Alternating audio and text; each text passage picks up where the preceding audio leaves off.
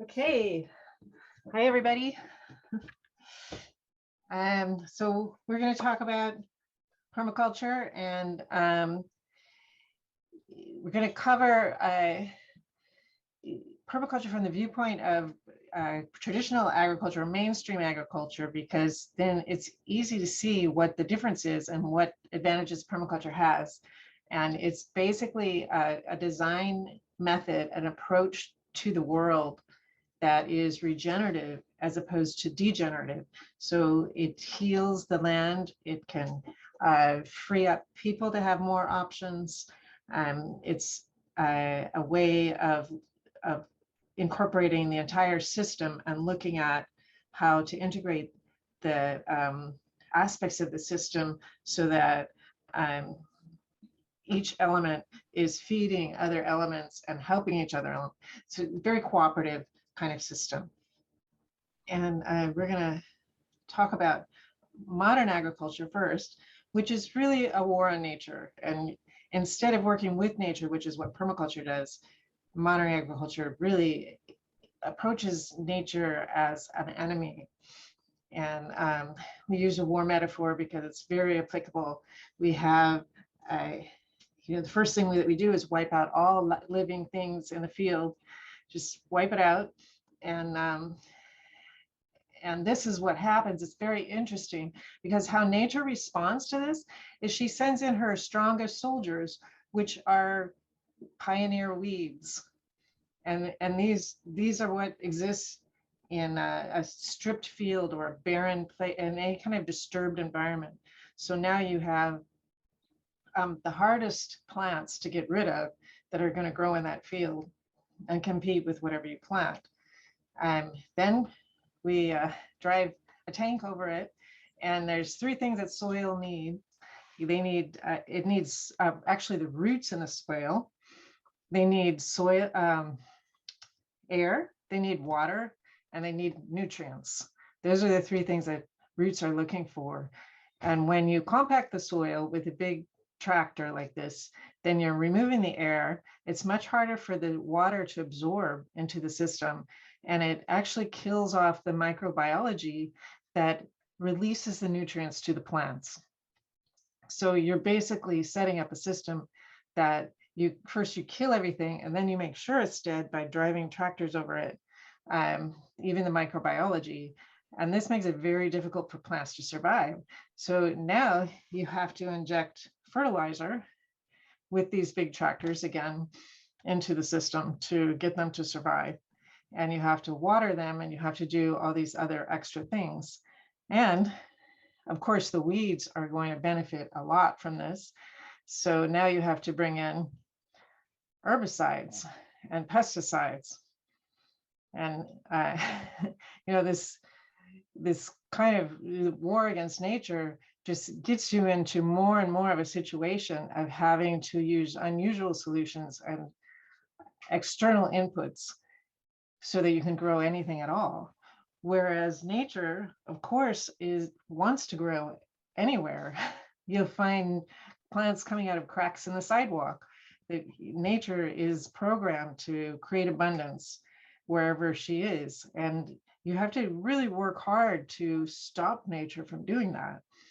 So all the efforts that we're putting into suppressing nature so that we can grow one crop is destroying nature's ability to grow anything. And there's a lot of downstream consequences to this. And we're going to talk about how permaculture remedies all of this as well, and how you can apply this in your backyard to your garden or wherever you want to apply it. So if you destroy, suppress, and subdue natural systems, rather than understand them and use them, work with them, then this is what happens. So you have erosion, of course, and this has a lot of downstream consequences, literally. You, of course, are washing water off of your land, which could sink in and feed the roots, but you're also watching topsoil off the land. And we lose so much topsoil from this pattern of growing things. 24 billion tons of topsoil. This changes, and it's been increasing. There's some efforts by the USDA and different organizations to slow this down by putting a berm on the edge of your field, or putting a grass strip at the edge of your field. And this is, a lot of times a simple fix. In permaculture, the first principle, or the basic principle of permaculture, is to observe the system and to interact with it, with what you observe. So with some of my farmer clients, I might walk around the edge of their property and look for situations like this and tell them, do you want this? You're irrigating, you're putting fertilizer in your field, you're putting seeds in there that you're losing, every spring when it rains. Why not berm this up? Why not create a series of pollinator strips or berms, which are going to be easier to manage than the super weeds that you're breeding? And this is one of the first things that we could do. It's not expensive. It's very doable. They may have to learn a new skill set, but it's not a complex one. So a lot of the fixes for the system that we've created are relatively simple, and that's the point that I'm trying to make here. So we have this watershed, which is, the high point in the land. You can look at this mountain and see that the tallest edges of that mountain, all of the rain that falls into that is a bowl shape will go to the lowest point in the land, and that is a watershed, where all the watersheds. And what happens when you plow all the fields in spring? Now think about I'm going to go back here. Think about the Midwest, which is covered with plowed fields in the spring that nothing is growing in yet. And then you have the heavy spring rains. You have a perfect situation for massive erosion, which will go into all the tributaries and streams and the rivers and do things like this. And every year I tend to travel up to the Midwest in the springtime, and you see this on the highways in the Ohio River or wherever. This happens to be my hometown of Cedar Rapids, Iowa. A quarter of the town was underwater in 2008, 1,000-year flood, surrounded by cornfields, this town, and many others in the Midwest. And this is the Mississippi watershed. You can see how huge it is. It covers a third of the lower 48 states, the Ohio River, the Missouri, Arkansas. A lot of rivers head into the Mississippi. And this is also the corn belt, the wheat belt, the soy belt, major food sources here. So naturally, you're going to have all of this erosion going in to these major river systems, and that will create flooding. And every year there's flooding, there's massive flooding along this watershed in some place or another. But the other thing that happens is all the nitrogen that farmers put into the field, because they removed the ability of nature herself to feed these plants, all the nitrogen they put in, a good chunk of that also washes off. Which again, when you think about it, they're paying for this nitrogen. So why don't they do something to keep it where they want it? And a lot of times farmers are just following directions. They're in their truck, their tractor, it's climate controlled. They're not even really looking at their land. They're dealing with computerized releases of fertilizer that are given to them by extension services. And they don't observe necessarily. They're violating that first principle. Not all of them. Some of them are very observant of their land, but a lot of them are just following directions. And so now you have all the nitrogen washing out through the Mississippi and into the Gulf of Mexico. And nitrogen, of course, feeds plants. So what does it feed in the Gulf of Mexico? It feeds algae. So now you have this giant algae bloom, which we in Florida are very familiar with.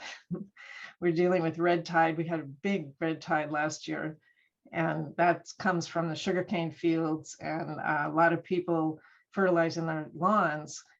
Those things greatly exacerbate the red tides. They happen anyway, but those the added fertilizer greatly exacerbates it. So you have 6,000 to 8,000 square miles of algae bloom along the Gulf of Mexico every single year. You don't read about it in the news very much, but when the algae dies, it sucks the oxygen out of the water, and it literally suffocates sea life, and that's where you get all the dead fish. So every year this happens in Louisiana. It's impacted the fishing industry there. A lot of people have just given up. The shrimp industry has been intensely impacted. And again, this is downstream consequences. You're plowing in your field. I imagine that a lot of farmers have no clue that this is even happening as a result of their farming practices.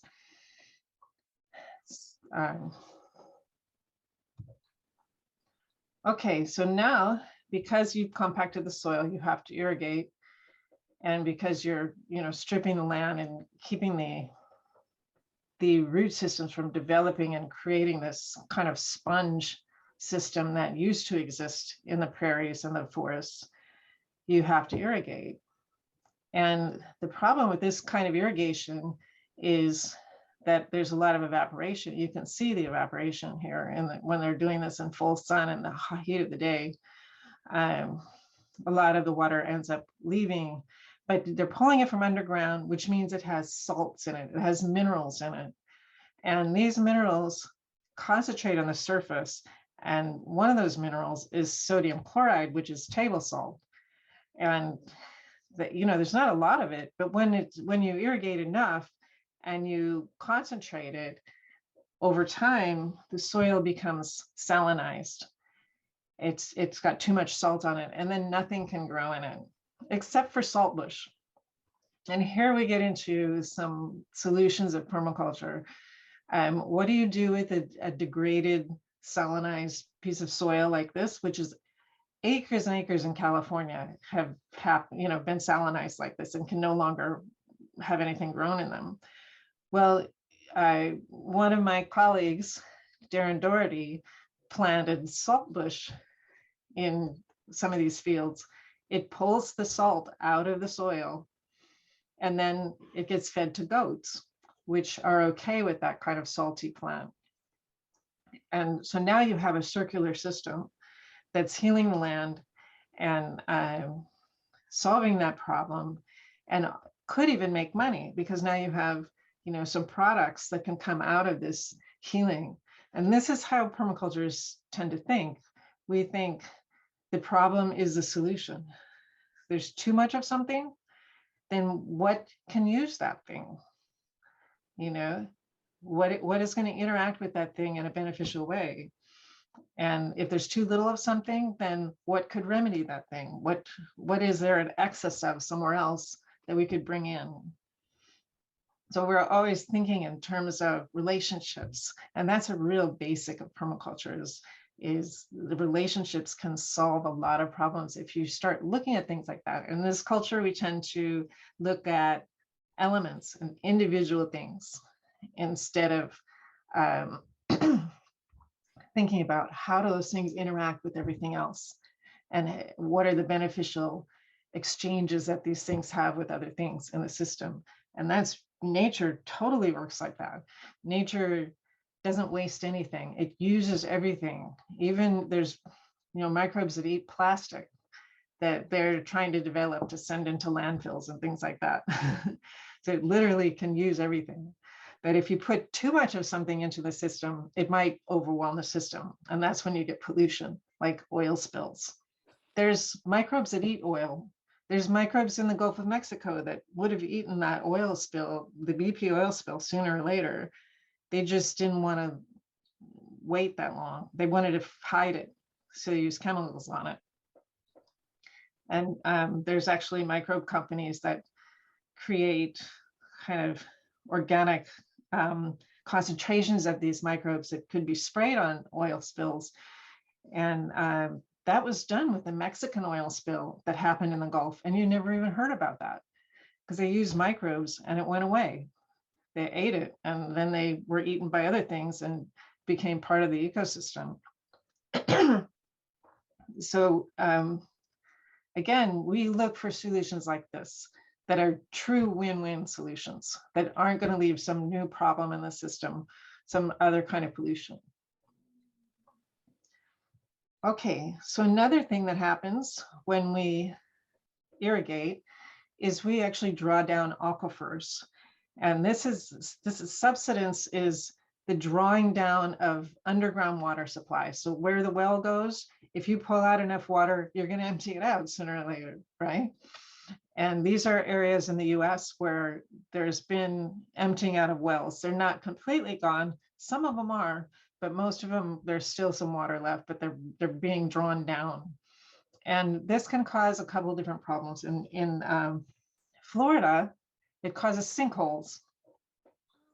And we had a situation in 2010, we had 4 nights of freezing cold. You guys might have remembered that if you were in Florida back then. It was unusually cold for 4 nights. And the strawberry growers and the citrus growers, when it gets cold like that, they have to spray their fields to keep them from freezing, to keep the crops from freezing. So they use these giant sprinklers and spray acres and acres and acres of field. And this, because it went on for 4 nights, caused a drawdown of the aquifer that was so extreme that it caused collapse of the caves that hold the water. And there were sinkholes that showed up in different places of Florida, including the I-4 freeway. A sinkhole showed up right in the middle of it. So they have a better idea now of what the capacity is, and they have some other solutions for that. But this is what happens when we don't design with the whole system in mind.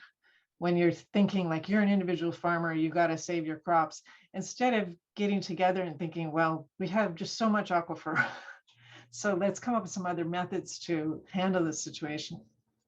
The picture on the right is a picture of where the land was in San Joaquin Valley in California in 1925, 1955, and 1977. That's how much it's sunk. That's how much aquifer has been used. It's like, you know, that aquifer is never going to come back. It's collapsed to that degree, and there's less cave now to hold the water supply. So we can never have as much water as we had in 1925 because we overdrew it. So that's, you know, when people have all kinds of opinions about laws that restrict water use, but this is part of it. This is why water is managed, why there's laws in Colorado about how you can capture rainwater, is because, you know, a certain amount of water is needed to recharge the aquifers, to fill them up again, and to flow through systems and revitalize different parts of that system. And it's not just about saving a frog. It's about saving the entire health of the watershed. And a lot of times I've found environmentalists will use the frog because there's legal protection for that frog. There's more protection for the frog than there is for the health of the entire watershed, even though everybody is dependent upon that.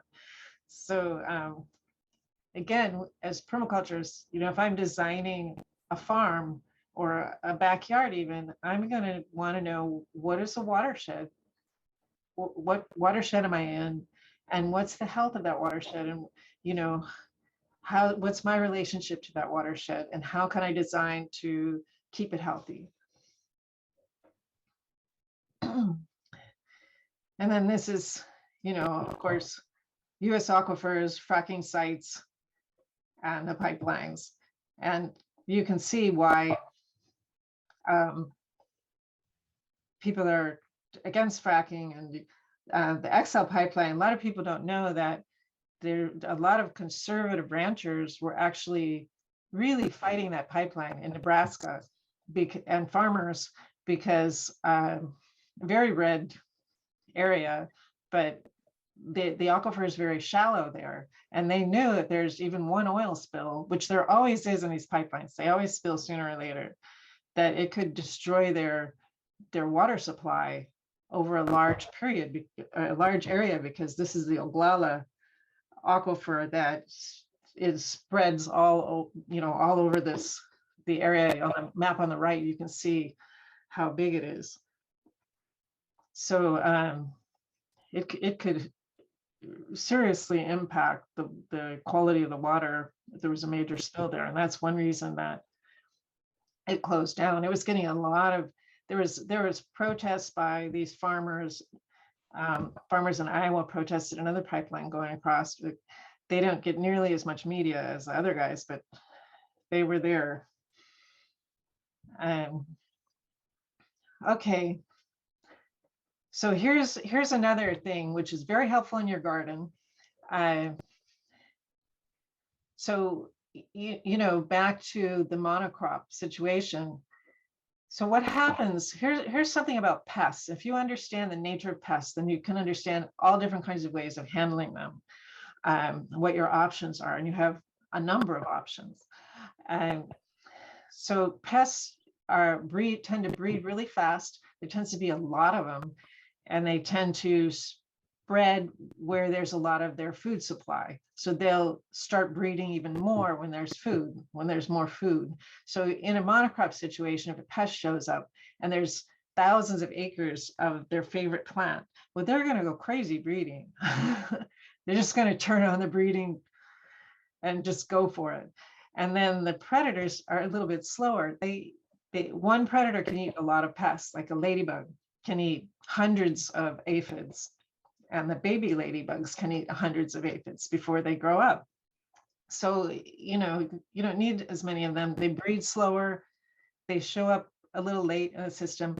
So if you wait till the pests show up en masse and then go in and spray them, you're going to kill the predators too. And when you're dealing with billions of pests like this, some of them are probably going to be genetically immune to the poison. And when you have a breeding pair that is genetically immune, now you have babies that are more likely to be genetically immune. And now you've created a super pest, which cannot be killed by the poisons you've been using. So you have to get stronger poisons. And this has been going on for decades since we started using poisons, which was like in the 50s and 40s. We really got into using these poisons, and they got stronger and stronger. And then they started impacting humans in obvious ways. And some of them were outlawed, like DDT. And so then they had to find other things, and they started developing GMOs to replace some of these poisons because they couldn't get any stronger with the poisons. That actually worked for a while. They were using less pesticides and less herbicides. And you can see the graphs when you look at them, they're definitely going down for a few years. But then the pests and the super weeds started getting immune to the GMO. The poison they were using with the GMO plants and the GMO resistance. And so then they started using GMOs and pesticides and herbicides together. And now they're hitting the wall of not being able to get any more toxic. And they're actually responding in a very interesting way. I went on Monsanto's website, and they had no-till regenerative agriculture being advertised on their homepage. And that was a surprise. Didn't expect to see that. And then when I looked into it further, they are using no-till methods, which build back the soil. It's very healthy and healing. It handles a lot of the compaction problems. It's allowing microbial life to regenerate in the soil. But then they kill the cover crops that they use with Roundup. So they're using even more Roundup, which means they can sell plenty of their product. It's still better than what they were doing. And they're being forced to work with nature because they're hitting this wall of super pests they've created. So that's just an interesting aside. Now, as permaculturists, how would you deal with pests? Well, you definitely want to understand something about the pest cycle. because a lot of times you can just interrupt their cycle pretty easily. Like if you catch lubbers when they're babies, that can really cut down on the lubber population severely. They're very slow. The babies will all stick together in one place. And that's one thing that I will actually kill. I haven't had to in the system that I'm in now, but they don't have natural predators. So it's kind of hard to keep them in balance if they get too out of balance. A lot of times what I'll do is I'll plant a trap plant before I plant my regular plants. So I like to plant beans in the summer, Asian beans or tropical beans, and the aphids just come in on those really hard. So I plant some cowpeas before I plant my edible beans, and I let the pests and the predators kind of balance out on those cowpeas. I let the predators find the aphids, I let them establish, and then I'll plant my other beans. And at that point, the predators keep the pests under control.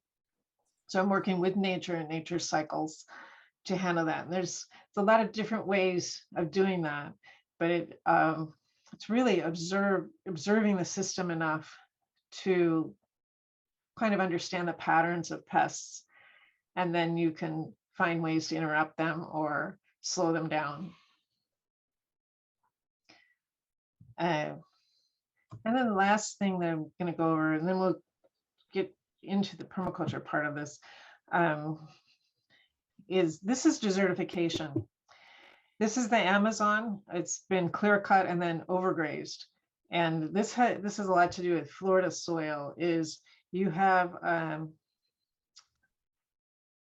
a very thin soil in Florida and a lot of tropical places.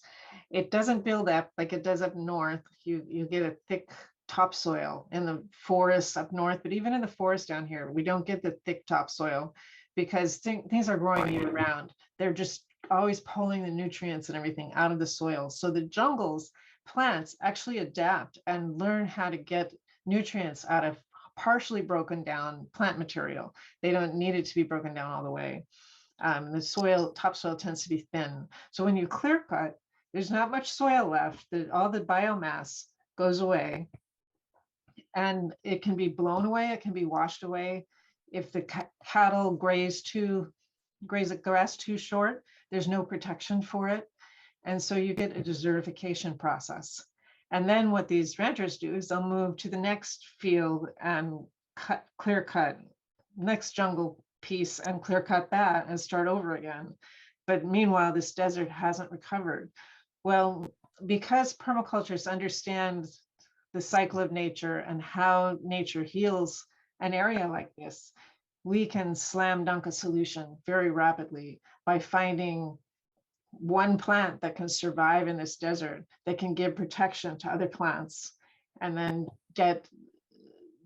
go up through the succession process of the healing of a desert, and really slam dunk that process and accelerate it by decades. And that's the good news. Mankind's doing all this damaging stuff, but we also know how to fix it. And it's very much within our means, and financially and technically, to do that. So I wanted to give you kind of an overview of the background of permaculture. And now we'll talk about some practical things you can do with it as well. So this is a permaculture flower. It kind of demonstrates what permaculture does. And a lot of people think that it's just gardening, but it's a lot more than gardening. It really covers all of life.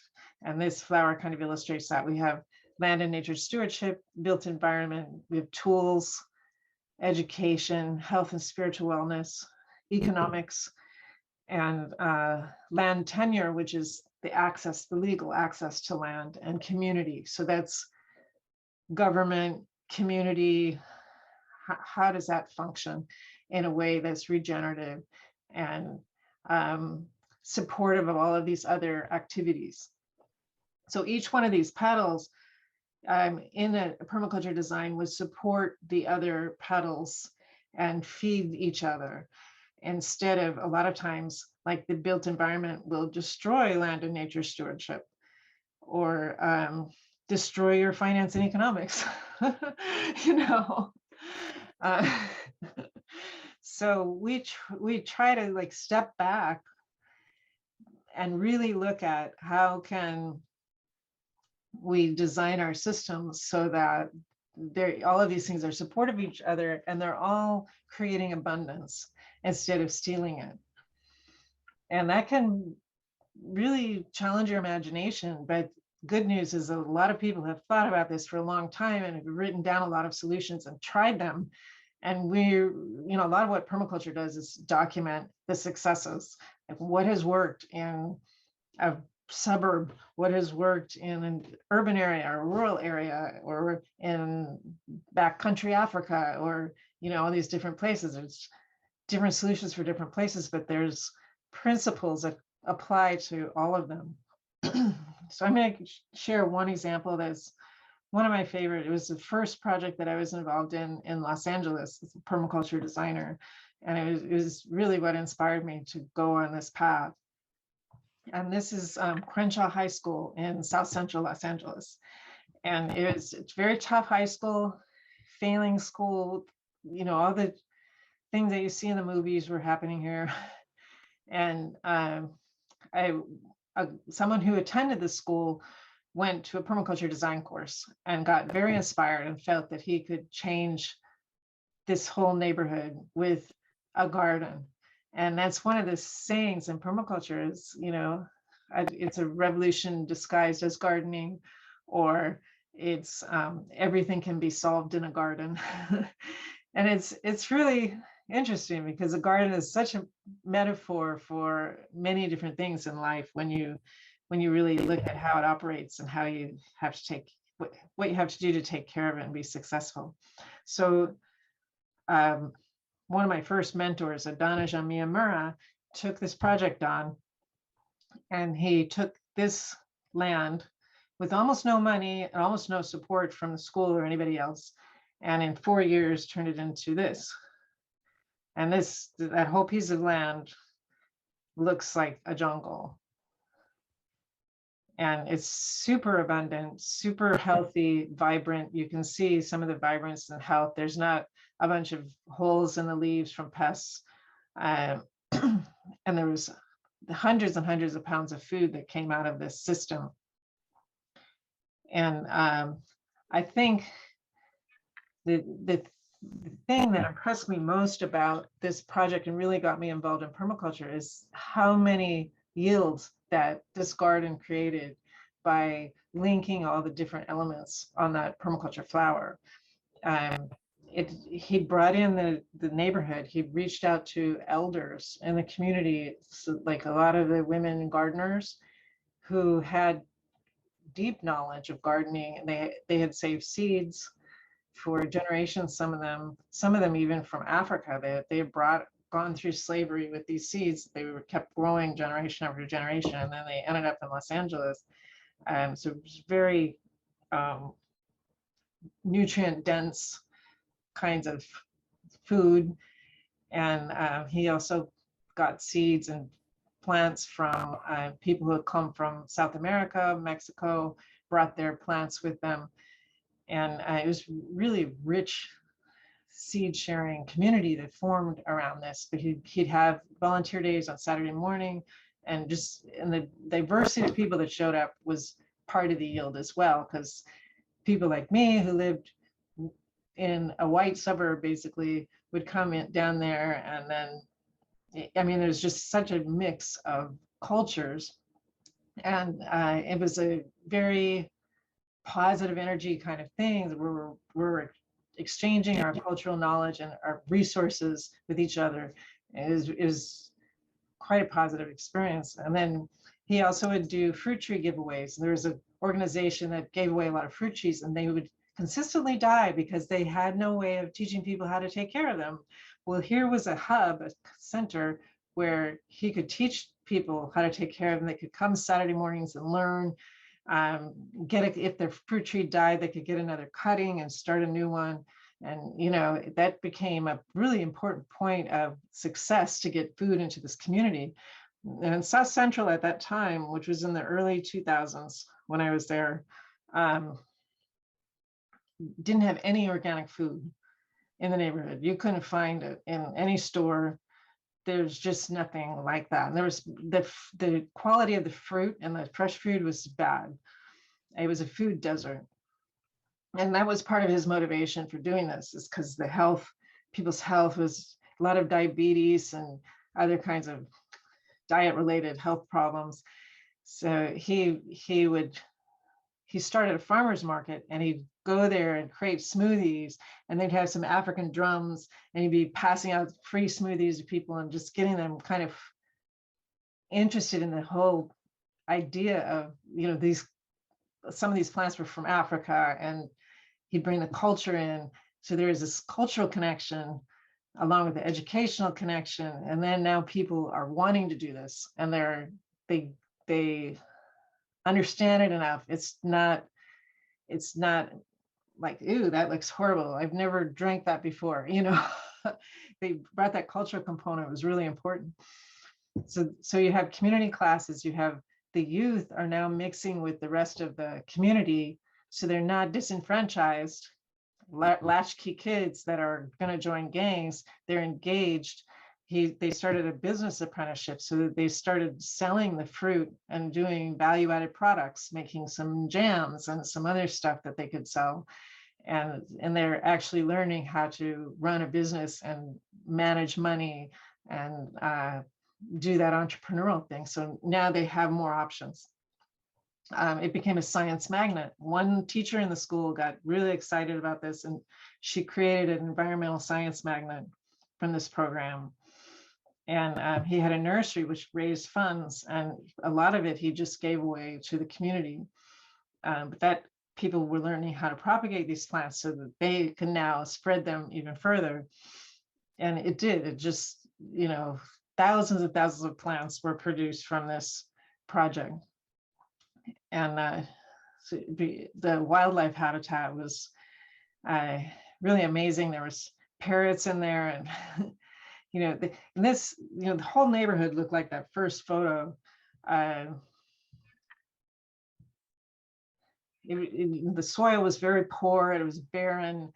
A lot of the neighborhood looked like this, and there was nothing wild. There was no squirrels even, and there's one story that he would tell that was pretty funny. Is at one point a gang member came there to visit, and he had a big mean pit bull with him that was trained to be a guard dog, a mean dog.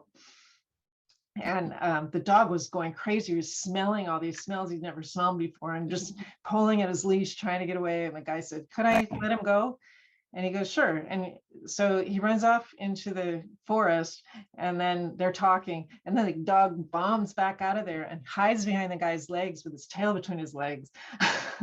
And now the guy is freaked out because he's like, my dog is scared of something. What's in there? This is a jungle. And so he asks, he's ready to bolt out of there. And Adonijah is just laughing, and he goes, "Oh, that's probably the raccoon." So, people had never been in this jungle, and he kept it wild like this because he wanted people to see what nature did. So kids, you take a tour through here, and it was like being in an actual jungle. Like, you couldn't see the outside, you couldn't really hear the city that much, and you'd be like reaching through the bananas, and he'd be handing you food at every step. Almost there'd be some food from something, you just hand it back to you. It was really fun to do this tour, and the kids got to see how nature actually operated. And that's why this was an environmental science magnet and not an agricultural magnet. But they also learned how to grow food, a lot of it. And so anyway, this, project extremely successful. It was so successful that crime rates went down. The neighborhood started kind of gentrifying, which was maybe a downside to it. The property values went up. A lot more kids started graduating the school. They started going to college. Almost nobody from this school went to college, and a lot of them dropped out before finishing. So, there's many benefits: stronger community, healthier food, on and on. And that's the power of permaculture. He really took that permaculture flower and he thought through how he could apply every petal and bring as much energy into the system as he could. And as far as growing food, you can there's a lot of different ways to do it. It doesn't have to look like a jungle. It can be a little landscaping. It can be just a little permaculture herb spiral someplace, that's using the microclimates of dry, wet, shady, sunny to grow different types of herbs in a small space with that herb spiral on the top left corner. And so there's a lot of ways that you can apply permaculture, and you can literally start in a little corner of your yard, or you can do a big system. This system on the lower left is the Faith House, which was a transitional home in St. Pete that has become an eco-village now, that was started by these permaculturists. Just got the agreement in the place to start a garden. Was training these people going through this transition, drug rehab transition to garden. And then it evolved into an eco-village where people are kind of living that full 7-petal permaculture flower, trying to apply all of that. And I think that's where I'm going to end off. And I'm going to open it up for questions. Let me unmute you guys. I think I have to do that. Can you unmute yourselves or no? Can you hear me? No. I have to do it.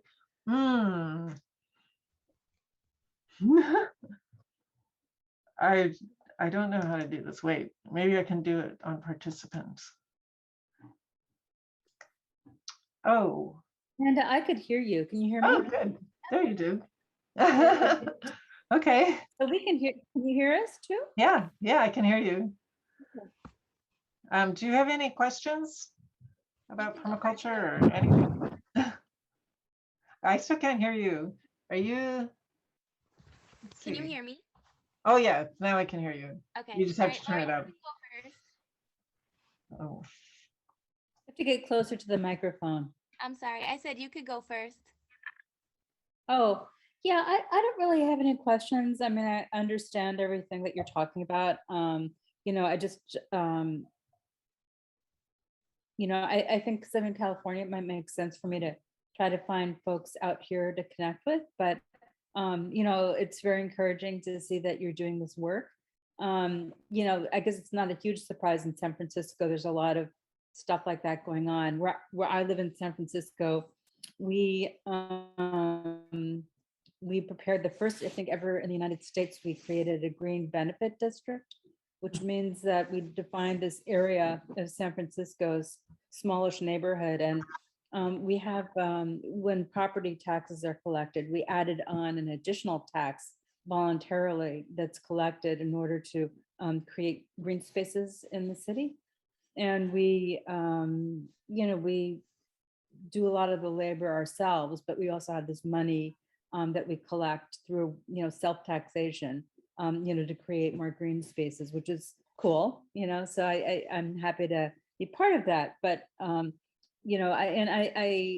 think the example of going into a school and, creating these kinds of environments in school is great. And again, probably no surprise in San Francisco, there are many schools that have full, you know, plantings, and they're growing vegetables and pumpkins and all sorts of stuff at the schools. So it's fantastic, but I know that San Francisco is a, you know, is a pretty unique place to be living.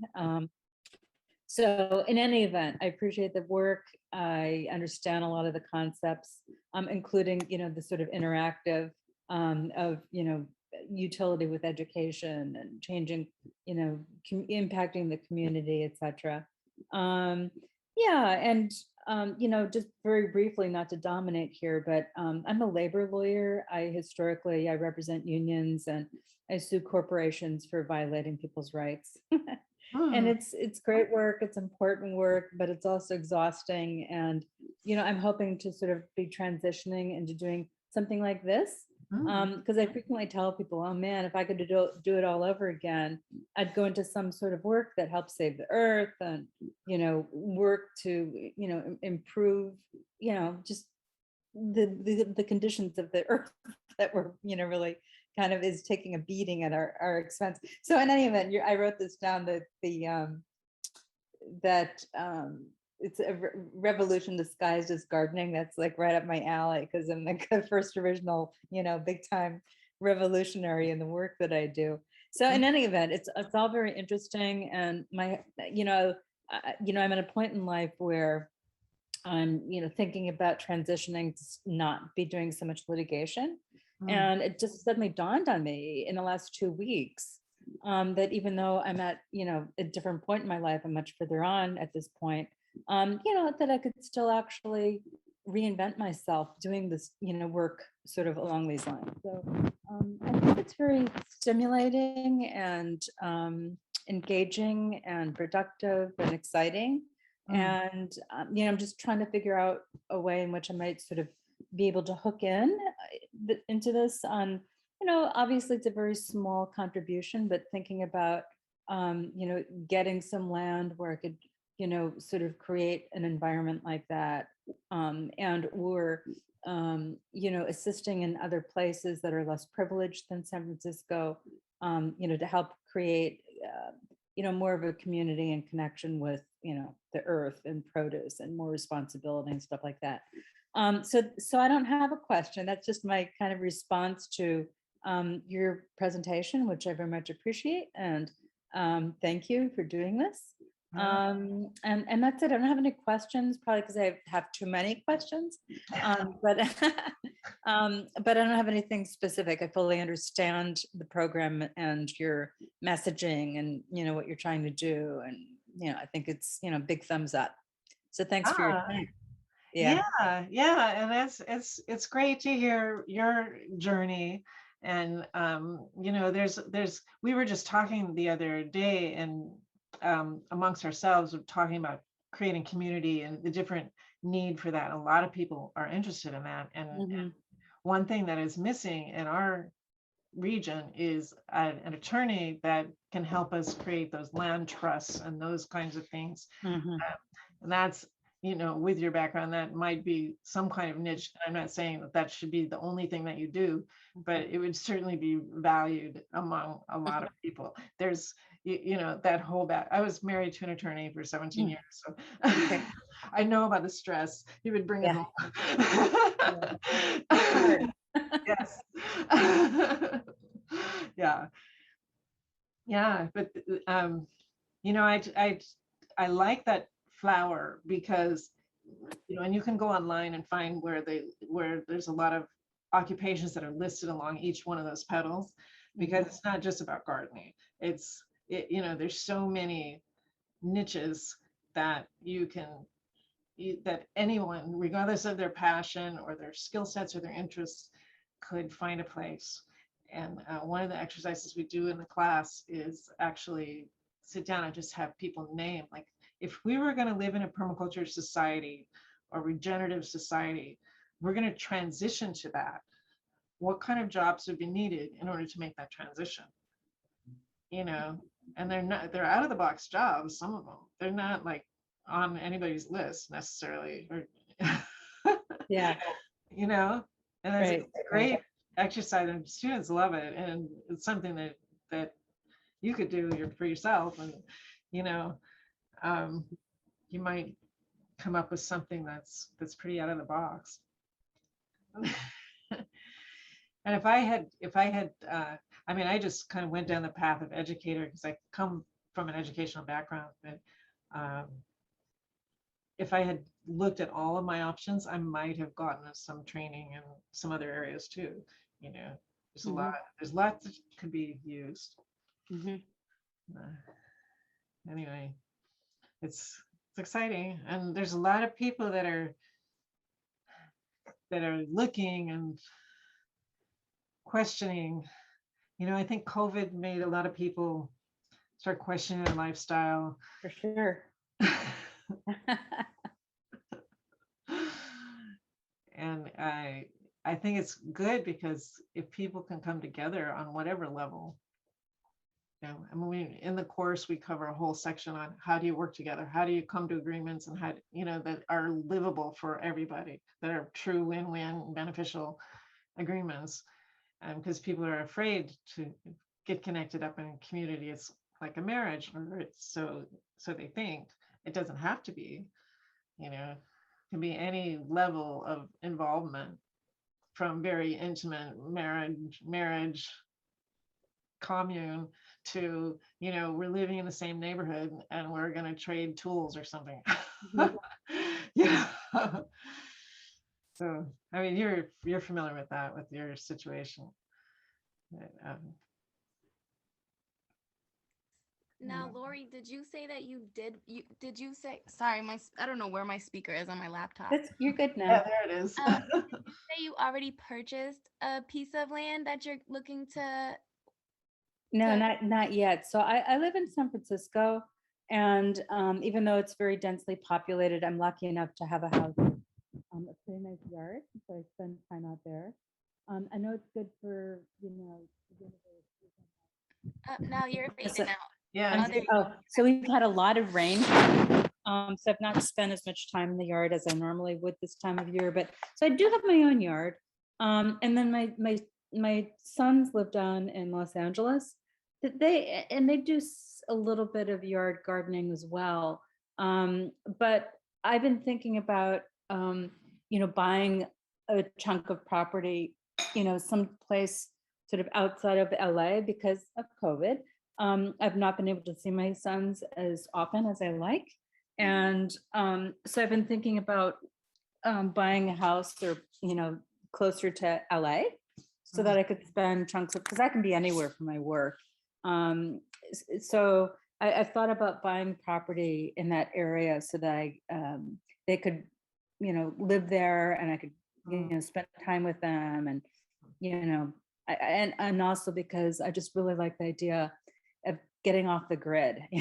And I'm just, so that's kind of the package dream, is to get off the grid, maybe do something good, you know, for the earth, and be, you know, physically, geographically in closer proximity to my boys. Oh, that's awesome. Well, keep following your goal, because it's a lot more realistic than it seems. I just left my career to learn more about permaculture, because it is so important for the world.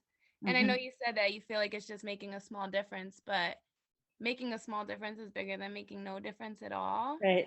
Yeah. So even if it's just for your family, and then they tell their friends and their family, it does matter, and you'll do it. You'll find the right place. I'm Koreen, obsessed with all the time, but I'm sorry. And so Koreen, what are you doing now? You're I'm going. actually volunteering on a permaculture farm Oh, here. fantastic. That's Very Yeah. cool. Yeah, so it's really awesome. You get to learn a lot of things, and there's a lot of knowledge, and there's great communities to be parts of. And even if you're already a community that has people around, if you get to go into another community that doesn't, that gives you an upper hand. And there's a lot of resources. There are plenty of resources, like for finding help to help you with what you're doing. And even with Koreen, she has so much knowledge and such a safe place where other people can come and speak with each other and support each other. So it's good even just to get in touch that way. Yeah. Yeah, but good luck. There's a really nice example of permaculture north of Los Angeles called Quail Springs. Mhm. It's one of the places I apprenticed, and it was just a fabulous experience. They're very off-grid. All their homes are natural build. I mean, they're walking the walk totally. I'll have to check it out. So my son's birthday is in 2 weeks, and I'm gonna drive down to LA, and I'm looking at a property on the way down. So I'll check it out. I'll look in that area. Yeah. Yeah. Yeah, I lived in Los Angeles. I'm thinking about really good places for permaculture. I live right on the edge of Los Angeles Crest Forest. Mm. There's definitely fire issues there, but Yeah. we've Yeah. made our place real fire resistant, and it worked. The fire came right up to the edge of it and stopped. Yeah. So when I'm looking at, I mean, my two biggest issues when I'm looking at property is fire and water.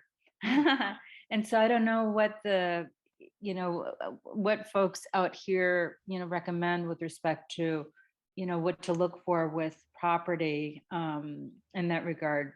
But so that's my biggest point of inquiry right now is what is the smartest thing to do to ensure that I'm not subjected to fire, and that or greatest protection possible against fire, and access to water. That's the big problem.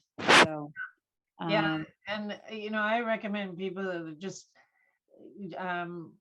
factor in water catchment, major water catchment, like thousands and Mhm. thousands of gallons underground. You can store it, rainwater, Mhm. and just have it on site, because Yeah. it's really hard to find water access. Yeah. That you can put a well into it. Mhm. In Southern California, that's challenging. Yeah. Not impossible, but Yeah. So I've found a couple of properties that have their own wells, but that's not always the case. And so, yeah, I mean, what I'm wanting to learn about is the whole, water catchment, how it's done, how successful, and also, what I need to be looking for even for that, right? In terms of containing the water, et cetera. So that's probably, the biggest question in my brain right now is thinking about that, is yeah. figuring that out. Well, we do an online course if you're interested. Okay. It's not expensive either, and we cover all that. The water issue? Yes, we really we go over each point that a homestead is going to need to be off grid, and tie that in with economics and community building, and try. Yeah. A lot of people want to do that. They want, and we all need to. We all need to be more resilient and more self-sufficient, and that's where things are headed. Yeah, I saw that you have that design class coming up, but I take it that the water issue is a totally topic unto itself, right? Or no? Where? I know that y'all have a design class coming up, but the issue is the water part of that class, or is water just a separate topic unto itself? It's definitely part of it. It's an important part of it, because you can't do anything without water. So it's got to be a core part of the permaculture design course. Yeah. Okay. We go, and because I got trained in drylands, I do cover that. I learned water in Southern California and Arizona, actually, and worked. Wow. So yeah, it's important for everybody. And I'm living on a sand hill right now, which might as well be Southern California. It's very dry. We haven't had rain for a month here, and which is not unusual for the winter season in Florida. So we're using a lot of drylands techniques here to water our plants. But yeah, we cover soil building, plants. Mediterranean and subtropical are our focus, but we do temperate too. and Southern California is Mediterranean, and water, energy, passive heating and cooling for houses, Mm. different, and also disaster permaculture, which is avoiding flooding, fire, fire resistance, all of those points we Mhm. cover as part of it, and alternative economics, Mhm. uh, community building. And there's a beautiful set of tools for community building that I learned through permaculture, Mhm. that just simple, easy things to make that more accessible and attractive to people, and Mhm.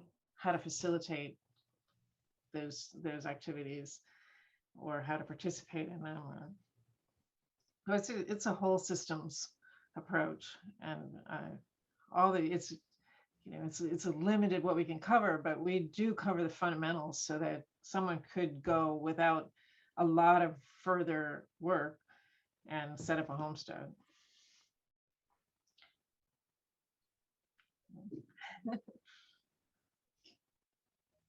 Yeah.